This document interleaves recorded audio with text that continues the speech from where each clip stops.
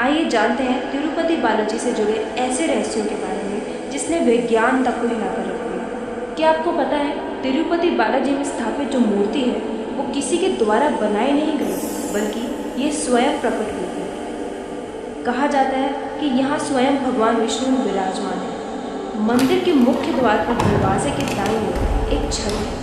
कहा जाता है कि जब भगवान विष्णु छोटे थे तो इसी छड़ी से उनकी माँ ने उनकी पिटाई करी थी, जिससे उनकी ठोड़ी पर चोट लग गई। इसी कारण आज तक औषधि के रूप में हर शुक्रवार उनकी ठोड़ी पर चंदन लगाया जाता है। इतना ही नहीं, इस मूर्ति पर लगे बाल भी बिल्कुल असली हैं। आपको जानकर ये हैरानी होगी कि आज से 15,000 साल पुरानी मूर्ति के बाल आज भी बिल्कुल मुलायम, रेशमी और साफ सुथरे हैं। इन बालों में कभी उलझने नहीं पड़ती। इस मंदिर में केशदान की बहुत प्रसिद्ध परंपरा है।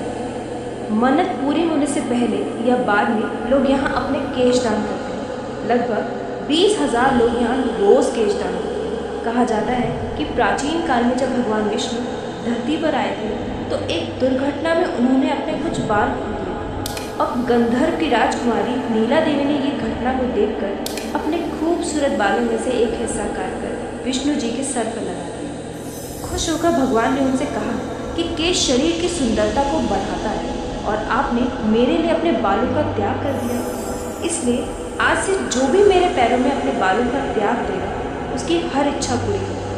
और तभी से वहाँ बाल दान करने की प्रथा चली आ रही। और केवल बाल ही नहीं, यहाँ आने वाले श्रद्धालु अपनी श्रद्धा अनुसार ढेर सारा पैसा, सोना चांदी दान करते हैं, जिसकी वजह से ये मंदिर दुनिया का सबसे अमीर मंदिर माना जाता है। भक्तों के केवल चढ़ावे से ही मंदिर की ट्रस्ट की हर महीने 200 से 300 करोड़ कमाई होती है और ये सारा पैसा दान पुण्य और समाज सेवा में लगा दिया जाता है। इस मंदिर के पास फिक्स डिपॉजिट में ही इतना पैसा है कि हर साल उसके मात्र ब्याज से ही मंदिर की 800 करोड़ से भी ज़्यादा कमाई हो जाती है। वहाँ दर्शन करने वाले लोग और पुजारियों का कहना है कि भगवान वेंकटेश्वर की मूर्ति से हमेशा समुद्र में उठने वाली लहरों की आवाज़ आती रहती है। अगर आप भगवान की मूर्ति को कान लगाकर सुनेंगे तो आपको लगेगा कि जैसे मानो आप समुद्र के बीच